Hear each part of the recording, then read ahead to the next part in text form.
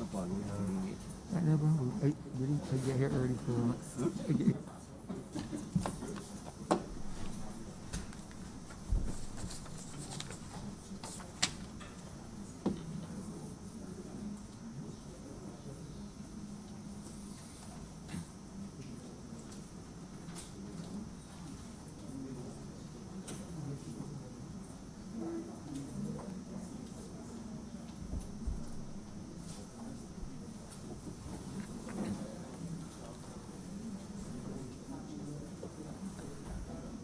This house is in session. Minutes of the meeting held on Tuesday, 16th June 2020 to be deferred. Honourable Leader, Government Business. Mr. Speaker, I beg to move that the aforesaid minutes be deferred.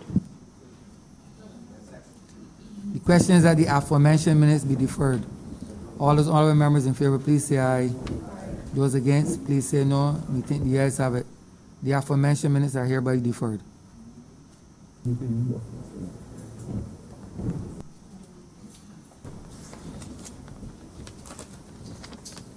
Announcements by Your Honor, the Speaker.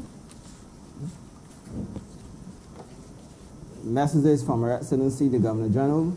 Petitions, papers. Mr. Speaker, I'm commanded to lay the audited financial statements for the Board of Management of the Clayton Griffith Secondary School for the financial years 31st of March 2009 to March 31st, 2016, and the audited financial statements and annual report of the activities of the Board of Management of Harrison College for the financial year April 2013 to March 2014.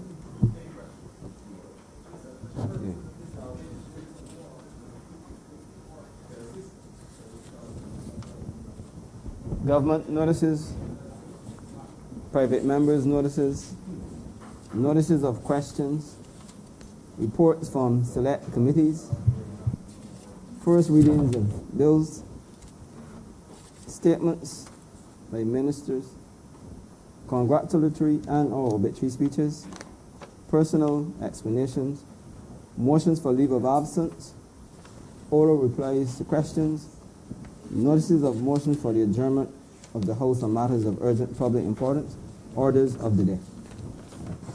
Honourable Leader, Government Business. Mr. Speaker, I beg to move the suspension of standing orders 6, 16, 18, 20, 42, subsection 5, 43, and 44 be suspended for the remainder of today's sitting. The question is that the aforementioned standing orders be suspended for the remainder of the day's sitting. All those honourable members in favor, please say aye. Those against, please say no. Me think the ayes have it. The aforementioned standing orders are hereby suspended.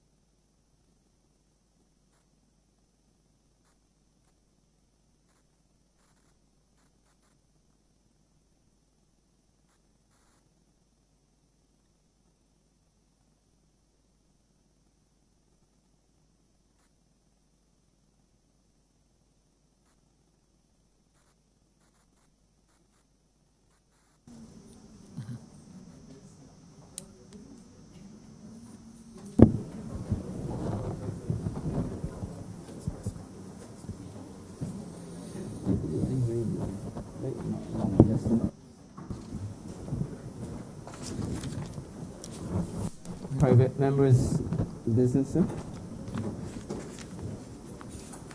I just wish to inform the Honourable Chamber that in relation to the private member's business, each Honourable member will be allowed a maximum of 30 minutes. I should also indicate.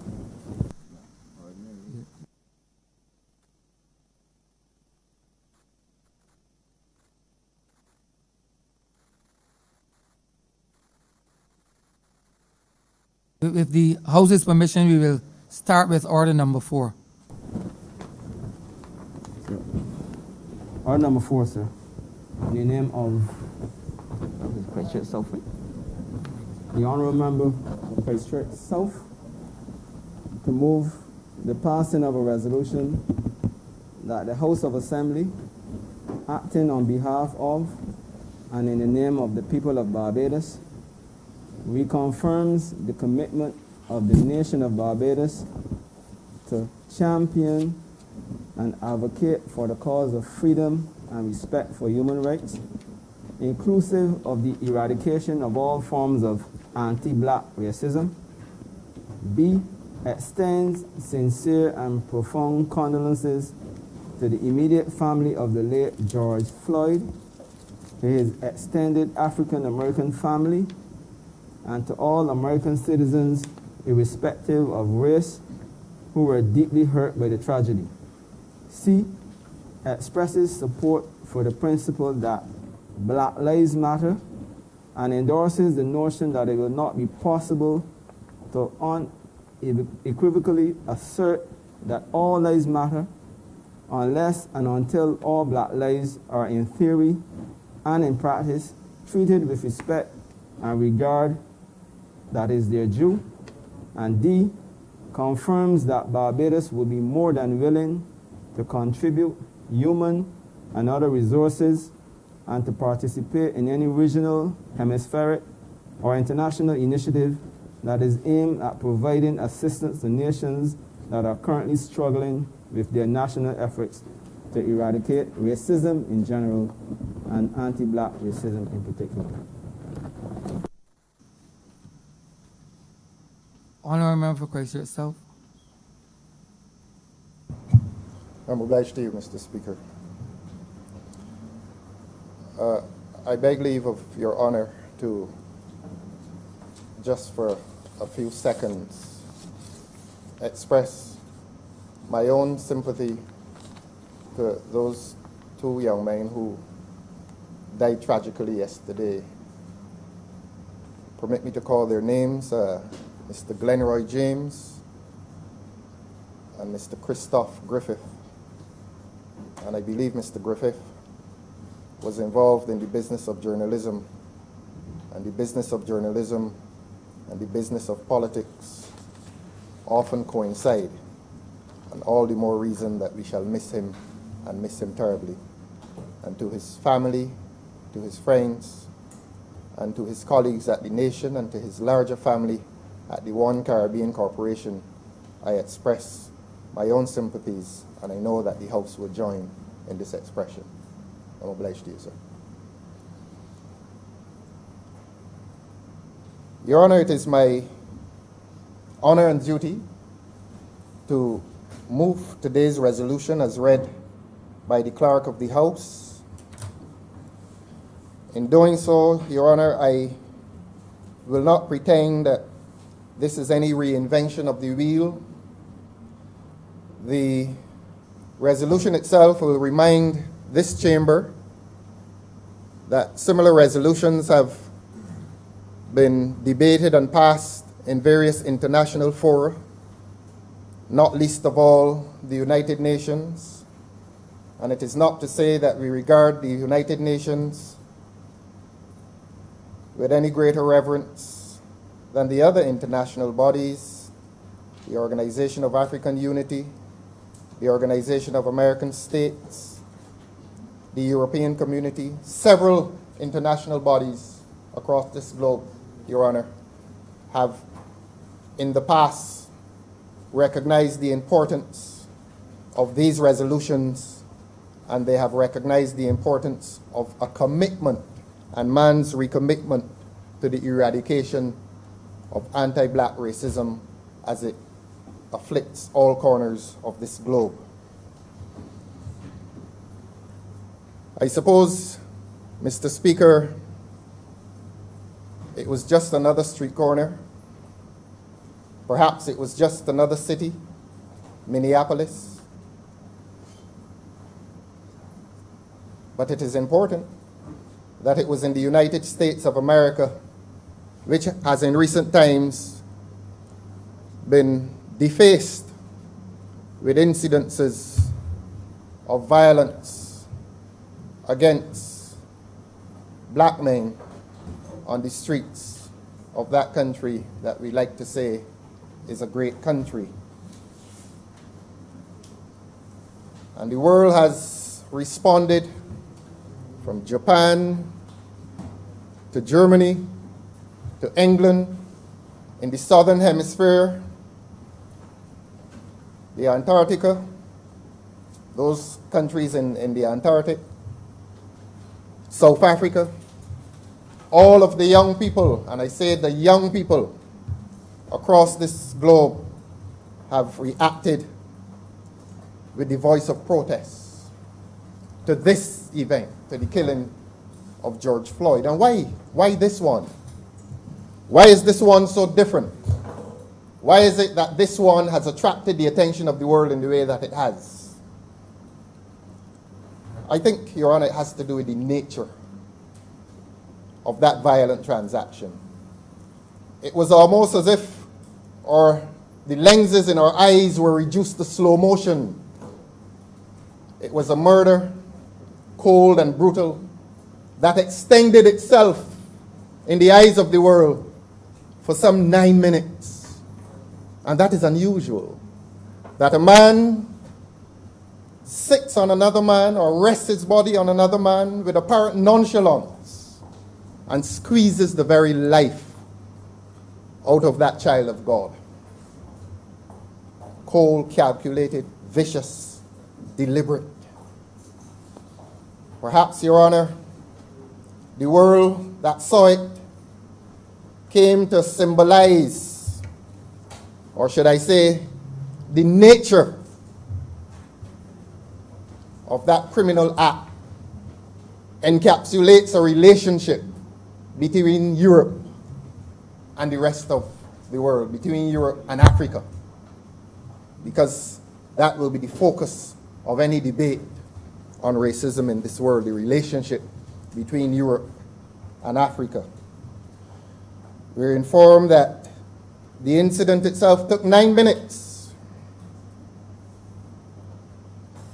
And my position is that it recaptures an entire relationship between Europe and Africa. It was as if a minute represented a generation, and I believe a generation is 33 years or thereabouts. It was as if 3 minutes represented a century, and 9 minutes represented 3 centuries of a terrible relationship between Europe and Africa.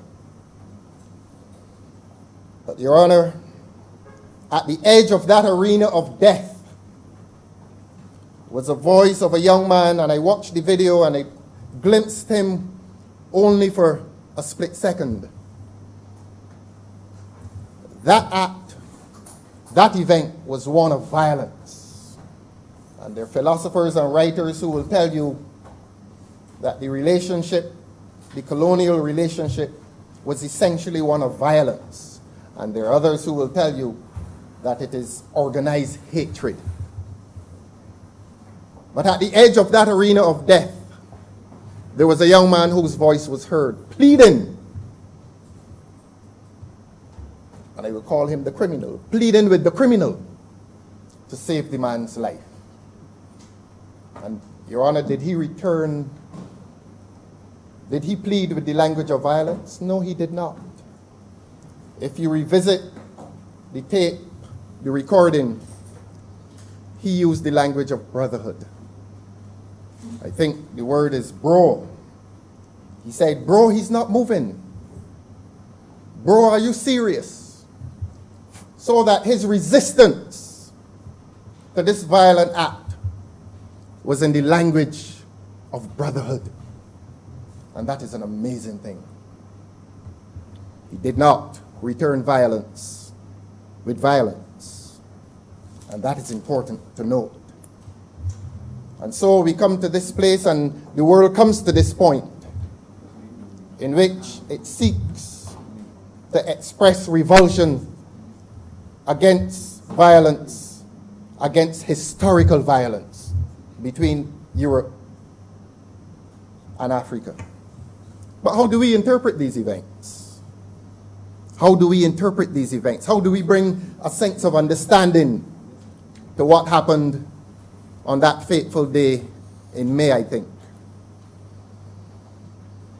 Perhaps in trying to interpret the event,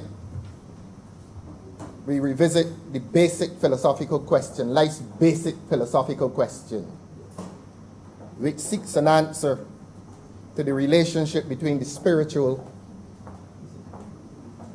and the physical. We ask ourselves, is life an accumulation of physical events, or are the actions of men guided by a spirit resident in a soul? I speak in the presence of your chaplain.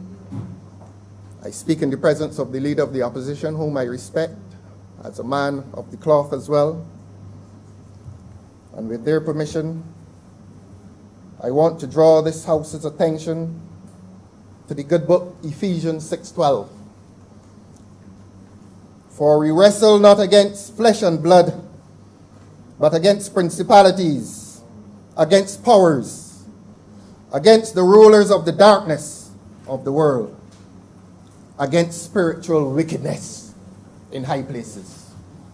Let us focus on the word spirit and spiritual, because the good book reminds us that life is not exclusively an accumulation of physical events, that there is a spirit that guides the actions of men. And Ephesians tells us about spiritual wickedness in high places. Those of us of African descent who for the past 300 to 400 years have known only powerlessness must meet this violence, must meet what the book of Ephesians calls spiritual wickedness in high places. Do we meet it equally with spiritual wickedness? Do we? Or do we search into our souls and respond with virtue, and respond with a spirit that is opposite to what we have met? And when I say we, I'm talking about the Africans and the people in the Caribbean, what we have met for the last 300-400 years. In short, even under oppression, is there space within our being for acts of morality? Can we, as a people, find it within our souls to respond in the way that the young man responded at that arena of death when his brother was being killed? He found the language of brotherhood. He found the language of love. And in ordinary life, when we are oppressed, one of the most difficult things to achieve is that response based on love, that response based on brotherhood. Can we as a people locate it within our being? It takes faith, Your Honor. It is a leap of faith into that reservoir, into the soul, and find the spirit of love in response to hatred. The good book, again, will tell you that faith is the substance of things hoped for, the evidence of things not seen. Such is the power of this thing called faith. But it is a difficult path to travel. And we know it and we admit it. It is a difficult path to travel. But faith reminds us that it involves hope. Faith reminds us that even though we do not see the results, even though we do not see the evidence, faith is so strong that we experience it, we feel it. We may not be able to convince others of the existence of faith. Perhaps the man at the edge of that arena of death had faith that the other man would not have done what he did, but he kept his faith and he called him brother. And where there's faith and where there's hope, we are reminded that the greatest of these three is love. And this theme of love always comes back to us. The American theologian Walter Storff, I think is his name, reminds us that justice is nothing except a manifestation of love. We come to this place, we go to the courts in this country, and we talk about justice. Your Honor, the theologians remind us that justice is but a manifestation of love. So that love is at the heart. Politicians don't speak of love very often, but it goes to the heart of the being of man and allows man to give a response even to the most callous violence, because his soul runs deep like the rivers. The American philosopher Cornel West tells us that the African in the Western world has responded to systemic racism in various ways. And one of those significant ways is the expression of music. He always refers to the great jazz artist John Coltrane, who displayed the ultimate in musical excellence, the tune called Love Supreme. Love Supreme.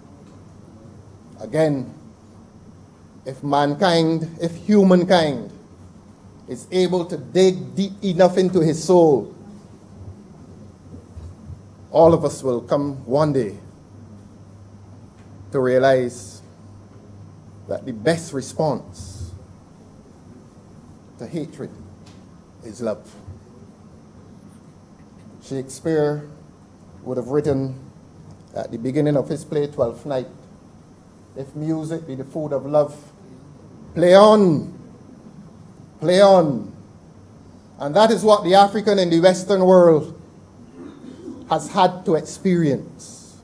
Powerless, often no arms, no guns, but he has reached into his soul and he has responded to systemic racism, to what Cornel West himself calls organized hatred. And he has responded to that organized hatred with love.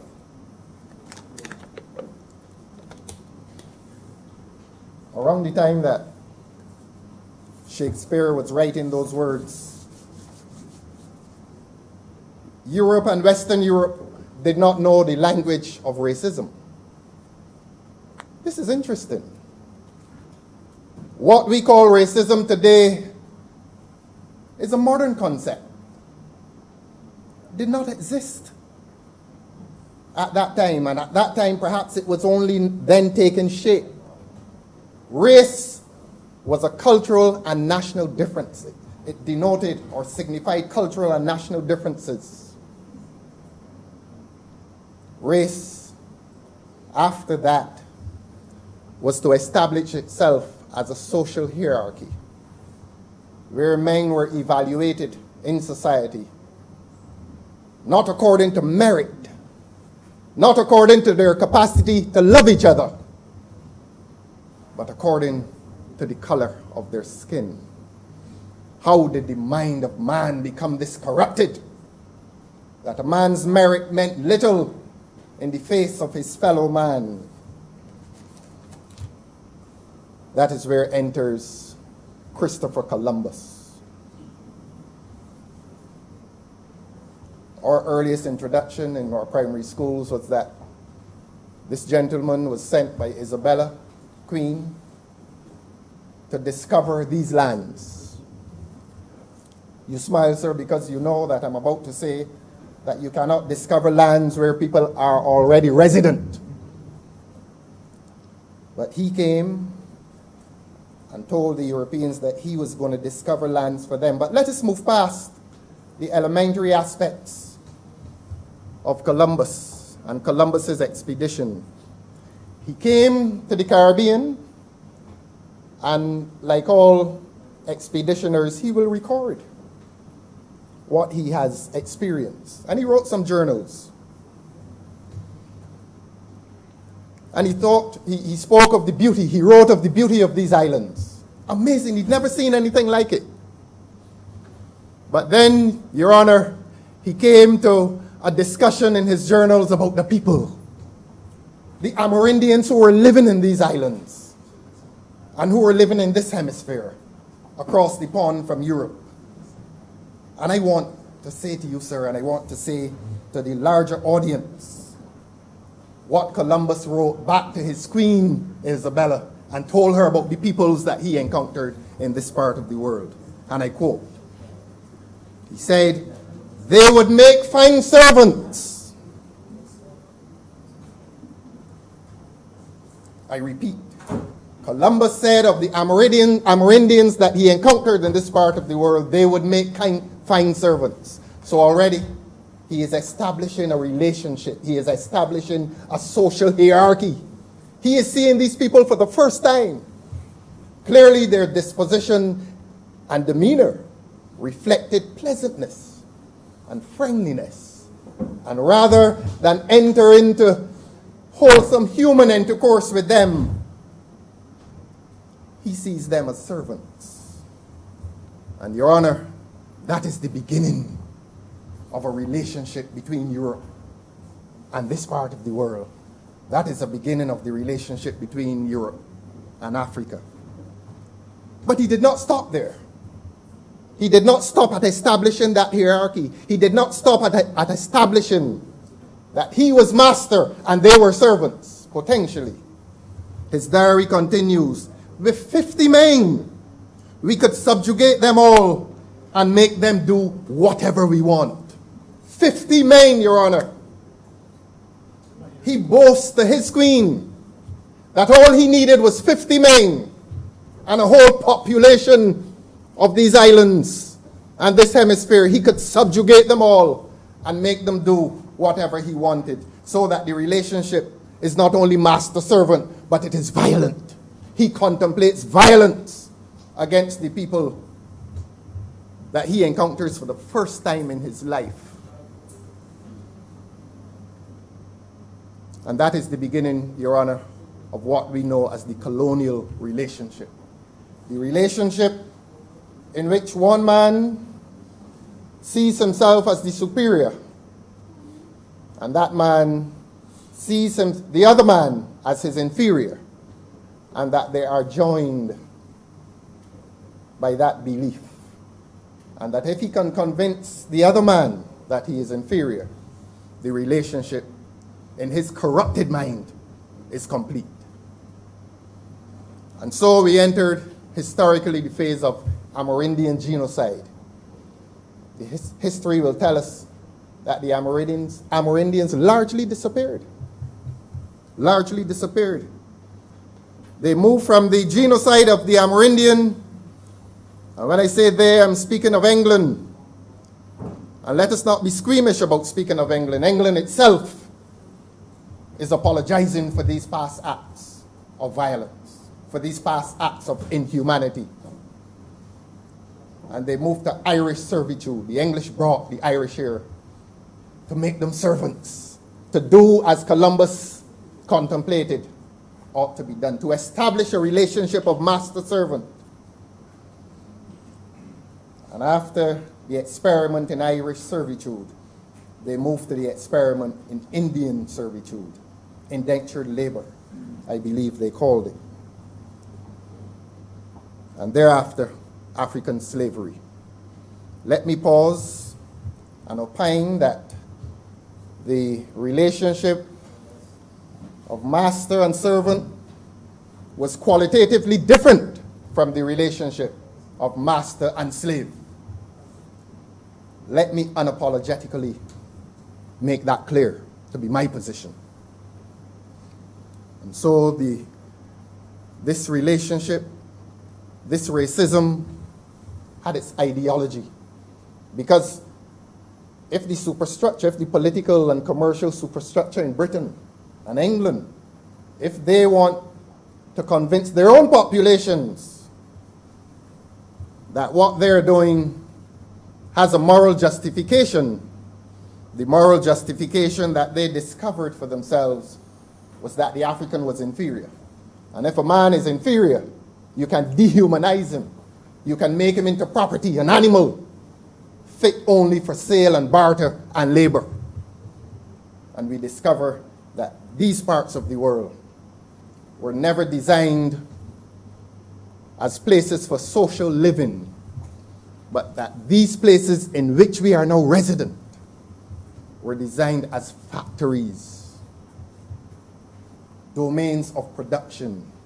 The African was not brought here as any experiment or exercise in social living. The African was brought here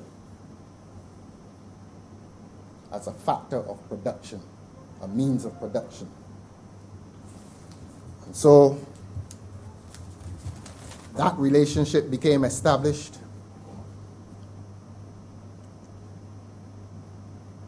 And it survived for many years, many years.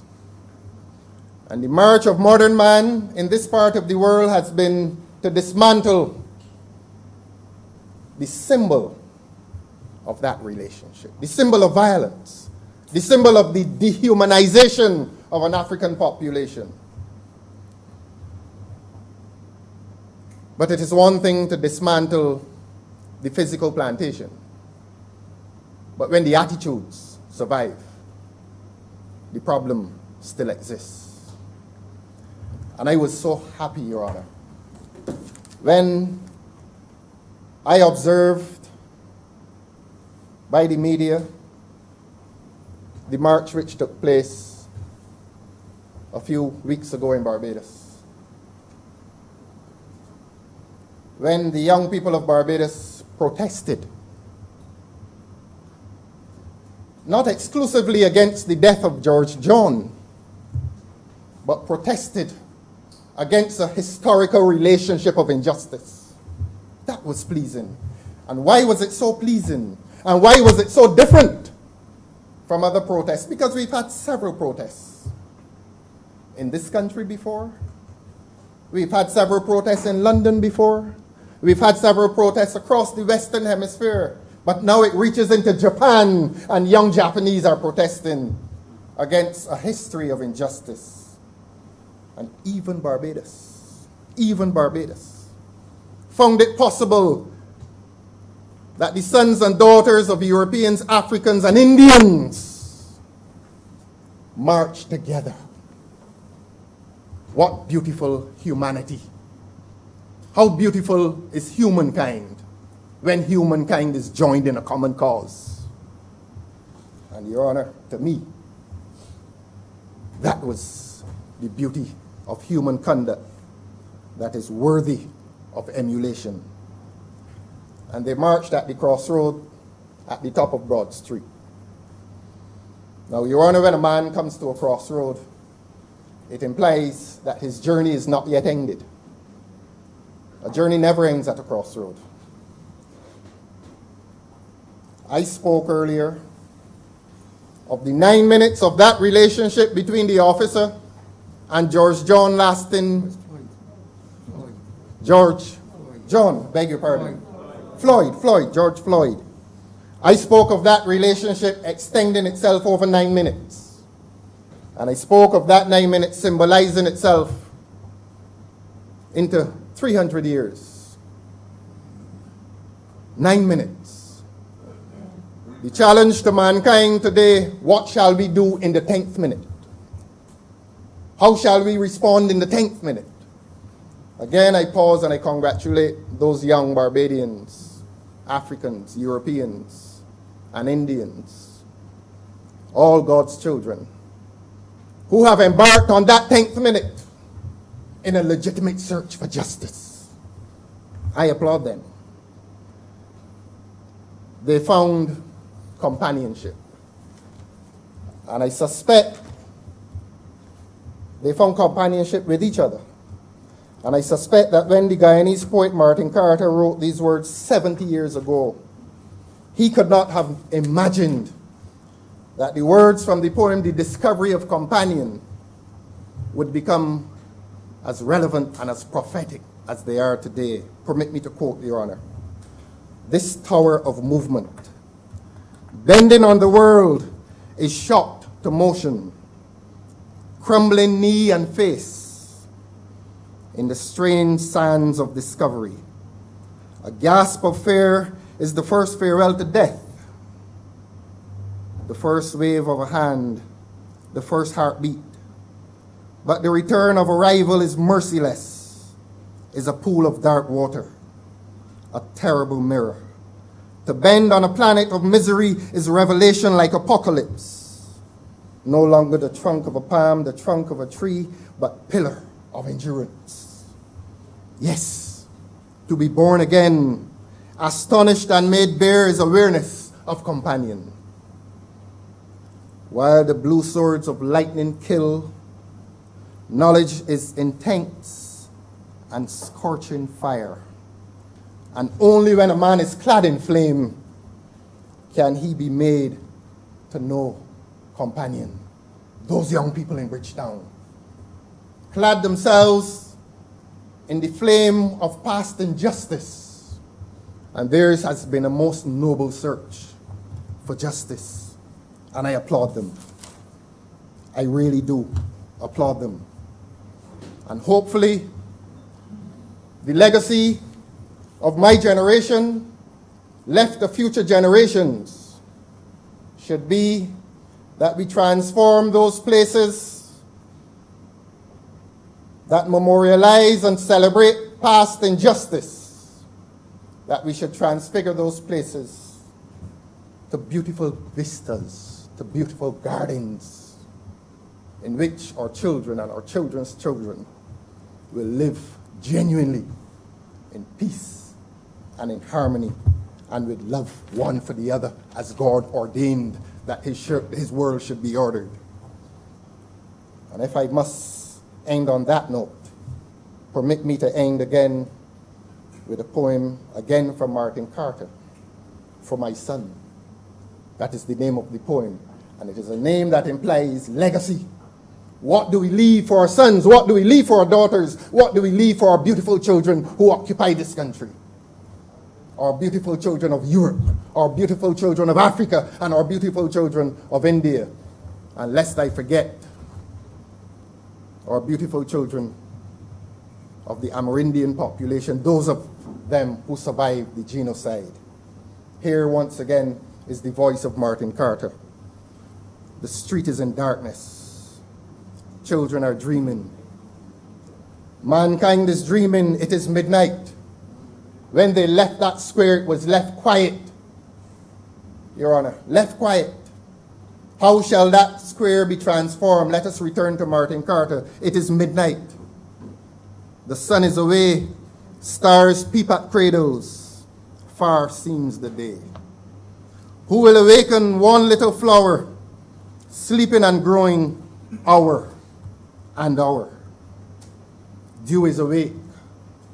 Morning is soon. Mankind is risen. Flowers will bloom.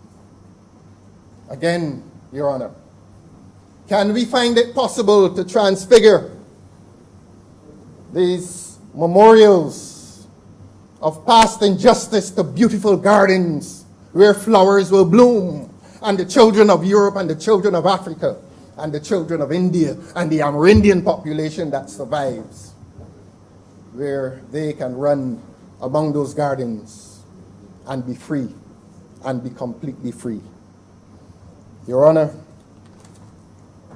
I ask your permission to allow me to move this resolution, and I have done so with nothing except honor and a sense of duty. I now humbly ask and beg of you, sir, to move that the resolution do now pass. I'm obliged to you. I beg the seconder.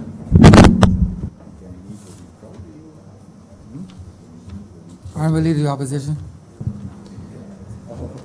Thank you very much, Mr. Speaker. And if I also may be allowed, I would like to associate my position here and the office of the opposition with the sentiments of sympathy expressed to the families of those who tragically lost their lives in incident of which was spoken yesterday. Join the debate, Mr. Speaker, in support of the resolution in its entirety, but I'd want to locate my remarks, especially so around Section C, or Clause C of the resolution part of the document, which expresses support for the principle that Black Lives Matter and endorses the notion that it will not be possible to unequivocally assert that all lives matter unless and until all Black lives are, in theory and in practice, treated with the respect and regard that is their due. There is, in political philosophy and social development discourse, the notion of the just society. One remembers well the former honourable member for St. George South was very much associated with advocacy of this notion of the just society. I like to think that from time to time, if I'm heard and listened to, that I locate my sentiments where his were located and do advocate and promote the concept and notion of the need for the just society. This particular debate, Mr. Speaker, I want to set my remarks, and as I begin around reference to the notions of the just society, present my remarks in this frame. I believe, as I'm sure all of us here do, in the sanctity of life. We may not always behave like that. That is man. But we all believe in the sanctity of life. We believe in the dignity of humanity, whatever label it wears. And I believe strongly in the efficacy of the black race. The efficacy of the black race. There are those who would be happy to have those of black ethnicity settle for a token space on the periphery of life, of blessing. But I believe that the notion of the efficacy of the black race suggests that the black man not only deserves a place of equal prominence with all other ethnic groups on the basis of the sanctity of life and the dignity of humanity, but on the basis of the efficacy of his contribution. He's earned that right of a place of prominence. Now, the notion of the just society has certain theoretical elements that come along with that, which I believe from time to time we have to hold up to scrutiny and to question as we seek to improve the situation with reference to the black race, our black population, our majority population here in Barbados. There's the element of the, or the notion of the equality of rights and liberties. That's a concept. Equality of rights, equal rights, equality of liberties. That's a concept, Mr. Speaker. What matters more and what has to be held up for serious scrutiny is a matter of, beyond the concept, the application of that concept in practice. Because we can talk in flowery and eloquent language of equality of opportunity, of equality of rights, but we have to search by honest examination the application, the context in which those rights and those liberties are given allowance and given vent to. Barbados still must honestly do that. Barbados still must honestly do that. Examine the context in which we promote the concept of equality of right and equality of opportunity and liberty. We must do that with respect to how those rights and liberties are applied. This discussion, this debate, again offers us a moment for national reflection on that.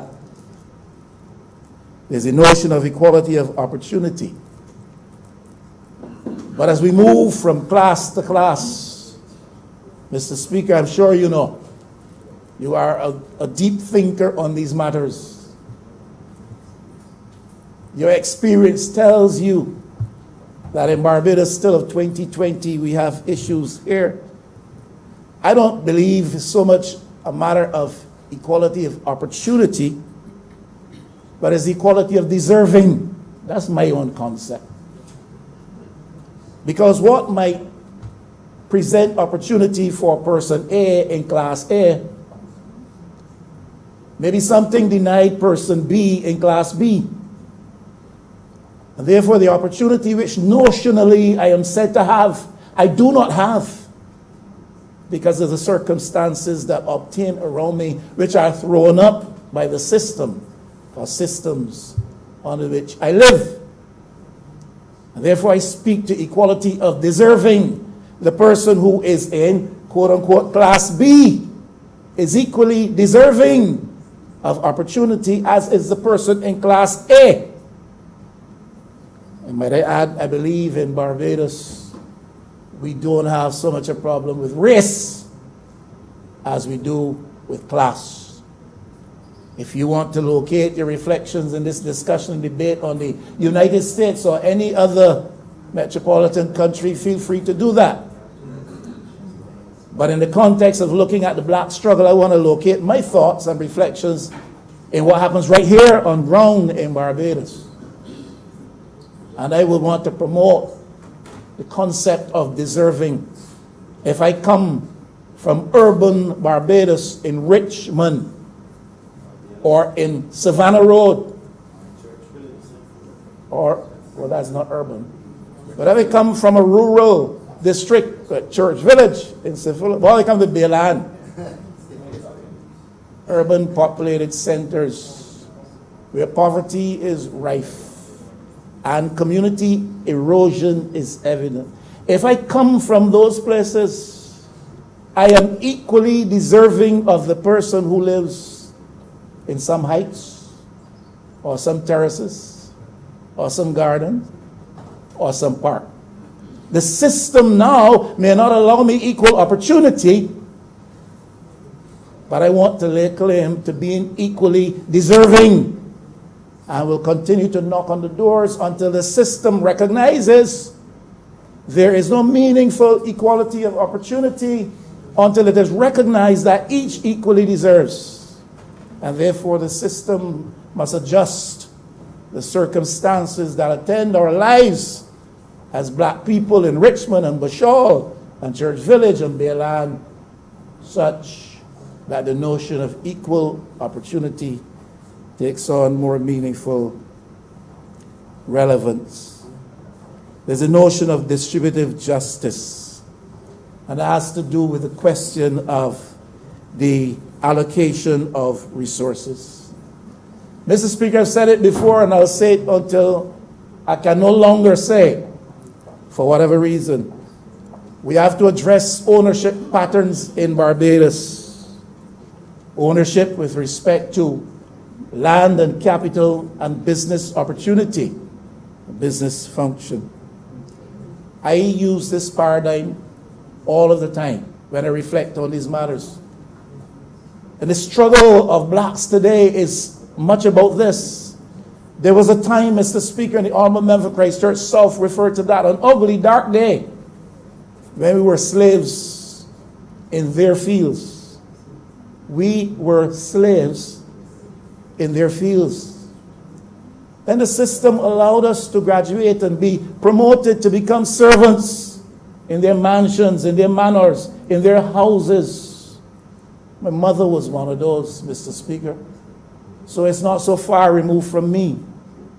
And I suspect your mother may have had like experience, so it's not far removed from you. We were servants in their houses, and the doors yielded as we pushed against the doors, and so that the system may survive. And because of our effort and energy, we moved from being servants in their houses to become stewards in their storerooms, in their offices. And we wore and still do the label of manager and accountant and lawyer on their behalf. But we're still working for them. We're still working for them, Mr. Speaker. Slavery is past. That period of servitude is past. But that notion of stewardship is very much still alive. We need to move beyond that and become successors with respect to ownership of land and business and capital. And you know why, Mr. Speaker? Because Black Lives Matter. You know why, Mr. Speaker? Because all Black lives matter. And so that paradigm must continue to change, and progress must continue to be had and to be realized. He who now works as a laborer on the land must be able to aspire to own a piece of the land. He who now works as a laborer on somebody's plantation must aspire one day to be able, like a friend of mine, to own a plantation. That is what it's about. The reality is, Mr. Speaker, Black lives matter, and all Black lives matter. And if all Black lives matter, these things are pertinent. And these things fall immediately to our concern, our consideration, our reflection, and they fall immediately within our power to address. The ugly business, in my view, Mr. Speaker, of alien landholding legislation, which still allows privileged people blessed with capital to find a place upon which they can ensconce themselves down here occasionally for relaxation and entertainment. Not investment, while majority of us cannot own what we call a piece of the rock. I believe that legislation needs to be addressed such that if you want a piece of land in Barbados, because you're investing and you're going to employ people and you're going to help us to earn foreign exchange, we can provide for that. But if you come in simply because you want to have a vacation home for 4, 5, 6 months of the year, it's a speaker that has its benefits, but it also brings its significant disadvantage to a land scarce community in which the majority are dispossessed when it comes to land ownership. And we have to address that, in my view, and I humbly suggest. There's a process under this notion of the just society, Mr. Speaker, and this one I am sure interests you much, of the just process. The just process speaks with how justice is administered and dispensed. and how people are treated in the face of the justice system, how law and order is provided for. Mr. Speaker, we still have the feature in our society today of delayed justice. We adhere to that maxim that justice delayed is justice denied, but we still delay people their moment of justice. And we have people sitting up in dots for months and years, and you can't get them out, Mr. Speaker. You can't get their cases to be heard. Brilliant and enlightened a luminary as you are, neither you or the member for Honourable Member for Christchurch South together in combined effort can get them out. Justice delayed. And I don't have much time to focus too much on it, but these things are realities. And if Black Lives Matter, it must matter that a man sits in prison, how long? 10 years? 14 years? And the prison suddenly realizes the man should not be here. You make a sport in Barbados in 2020, 2019. Justice is denied people because they must sit up there for too long, because the system is not as accommodating as it should be. And no one is suggesting that there is a mischief put in place here to ensure that happens. I am not saying that. You would have to tell me about those things. I can't advise you on those matters. But certainly the system should be made to have such facility that we can treat to that matter in a better frame. I do not believe, and Mr. Speaker here, again, you can tell me with greater certainty, I do not believe that generally we have in Barbados police brutality. You seem not to agree. But from my position here of distance, I do not believe that generally we have a problem of police brutality. Much of this protest around Black Lives Matter in the United States is a response to perceived and real police brutality related issues. I don't know that we have that generally in Barbados, this matter of police brutality. But what I would do is to admit of and to urge and call for that there be greater levels of accountability in the process with respect to how people are treated when they fall subject to the inquiry of the law. There must be greater accountability. There must be greater transparency. There must be a greater level of independence of the mechanism that looks into matters of police query. When the public, an individual raises an issue, when it seems an injustice is being perpetrated, or when it is alleged, I should better say, that we need to have a system which, with greater independence and transparency and accountability, speaks to those issues. We have got cases, if not before the court, and I don't know the details of all these things. But we've got cases here in Barbados and incidents in Barbados which are still very prominent with respect to public speculation and rumor. Now we're talking about George Floyd. That's all right, I understand that. But there are names locally here that we can mention, and cases here that we need to hear spoken of. There's that moment when they make the front page, but then they fall silently off all of the pages, and nobody hears what is going on. And we wonder if justice is being done or if justice is being denied. And we wonder if all Black lives matter. I don't know the ins and outs of the case. This has to do with a family from your constituency. I think there's a little march for that. I was present at that march, there to support the family and to support you.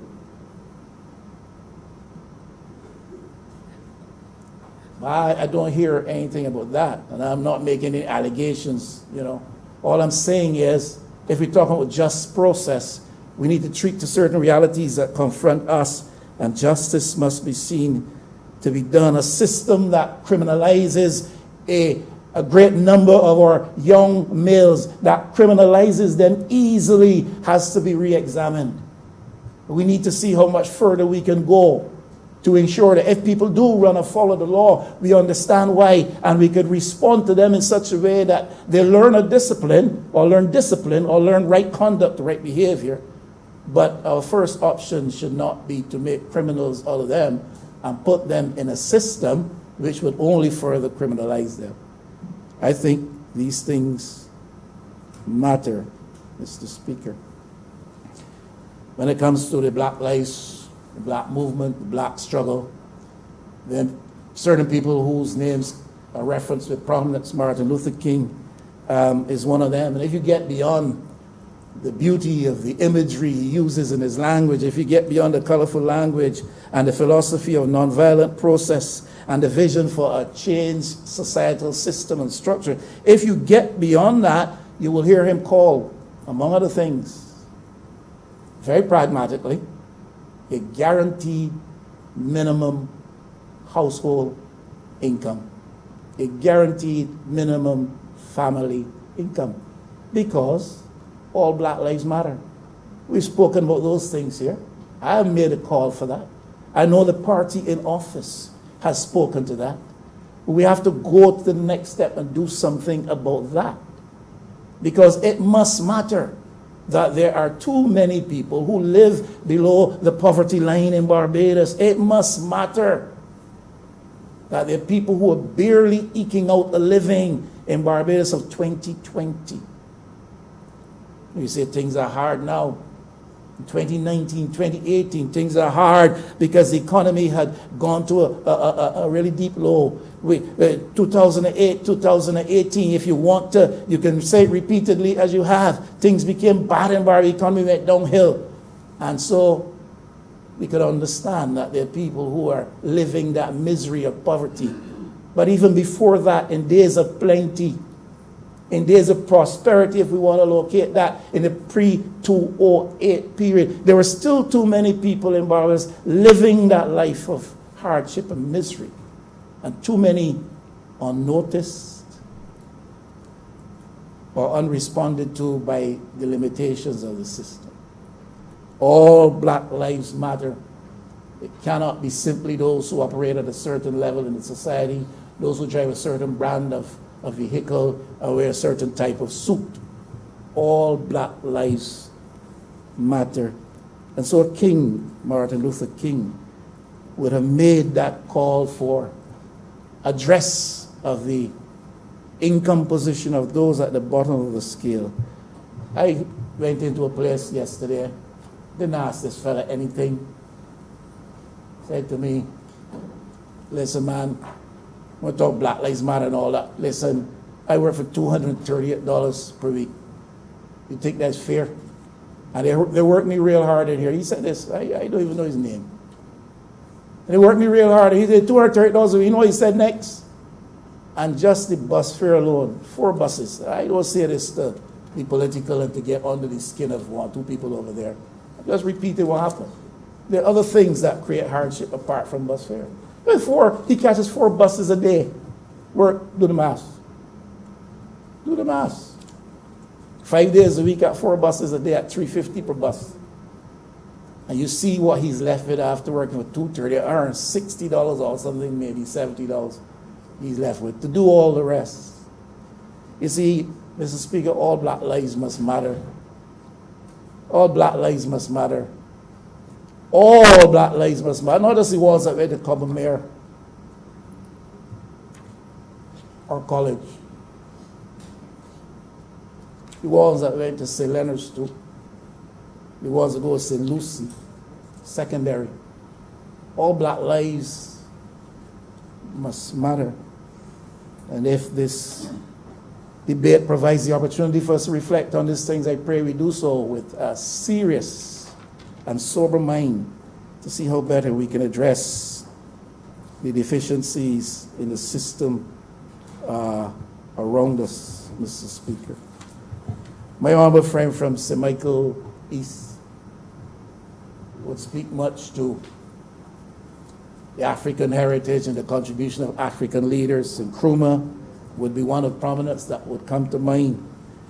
He had a paradigm that interested me when I first heard it, and it stuck with me because it draws almost a parallel to the Bible, as my honorable friend from Christchurch South was doing this morning. And he says, the Bible says, seek ye first the kingdom of God. He said, seek ye first the political kingdom, and then all society can be transformed. That's theory. That's an ideology. That's a philosophy. Mr. Speaker, we now have and have had in Barbados in charge of government for decades a black political class. A black political class. And I would not say here, stand and say here that nothing has been done to change markedly the situation in Barbados. But what I would admit is this, that we have not done enough and we have not gone far enough. And sometimes we have had to question the level of energy and effort and the level of vision and quality of that vision that obtained. And I'm saying there's a lot of room for improvement. We must seek to reduce reliance on the power and influence of the economic class behind the scenes that pulls the strings. Mr. Speaker, are you hearing me? I suspect that you are. We must seek to reduce reliance. This is the black political class I'm talking about. We must seek to reduce reliance upon the political influence and clout of the elite economic interests that operate behind the scenes.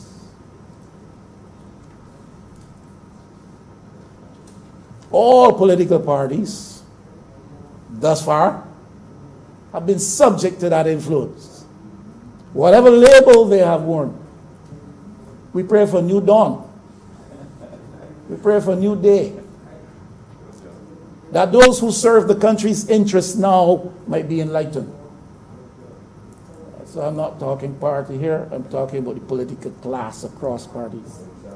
People like my young friend from St. Michael's South, who comes with an energy and a sense of vision. A little bit of innocence, yes, we have to accept that because he's not getting started. I'm being complimentary. When you get up, don't trouble me. And so we must reduce that reliance. I have said when I was over there, and I will say still, and you know, a 30 Love mandate re-emphasizes that. The fact that you reduce to 29 does not in any way reduce the significance of the mandate. And when you further reduce that mandate, it will still stand. But I have said, I believe the prime mandate of this administration now in office is to further the process of economic democracy in Barbados. Listen, the first Adams brought us, or led us, in a struggle, and some might question the use of the word struggle, a struggle for democratic privilege. And unless you have democratic privilege, you will not accede to the economic privilege of which we see. He led us towards the expansion of democratic privilege. The right excellent Errol Barrow, let me get these right because then people will say you are disrespecting. I ain't disrespecting anybody. I'm trying to save some time here because I got only about 15 more minutes. Right, sir? No, you only have 5. Armor, we only have 5 more minutes. The right excellent Errol Barrow popularized, universalized free education in Barbados. Absolutely necessary. Absolutely necessary. We didn't get any debate as to who started it. He popularized it, universalized it in Barbados, and significantly that has helped to make Barbados what it is today. And significantly that has contributed to the composition of this chamber itself here today. And then the second Adam, I have a biblical analogy too, for the honorable member for Christ Church South. And then the second Adam introduced a sort of a revolutionary policy with respect to land, plantation land, which benefited a number of Barbadians, even some living in urban Barbados. I know my family benefited through that. Now, when Arthur, and he expanded on that same policy, because it brought about a revolution in Barbados in terms of the landscape. You know this very well, Mr. Speaker, it's Michael Central. You see the change in the quality of housing that's come about in land ownership across urban Barbados because of the Urban Tenantries Transfer Title Program. I'm saying there are things that the political class have done from time to time that has improved. I am saying the primary mandate for this administration is to further the process of economic democracy in Barbados by further universalizing, democratizing ownership patterns in Barbados, whether you're talking about land or capital or business. And if they don't do that, irrespective of whatever else they may achieve, in my view, if that is not done by this administration in the time that it has, then I will have to say they have failed to fulfill a significant mandate. Now, Mr. Speaker, you have told me that I have 5 minutes more, and therefore, At that time. in that last At that time, Honourable Member. in that last 5 minutes. So you 3 of those minutes have elapsed, Honourable Member. Well, ultimately, I'm saying we got to deal with poverty, the discriminatory and exclusionary kind of a system that we live under. We have to provide for people wider labor opportunities that are more meaningful and rewarding. I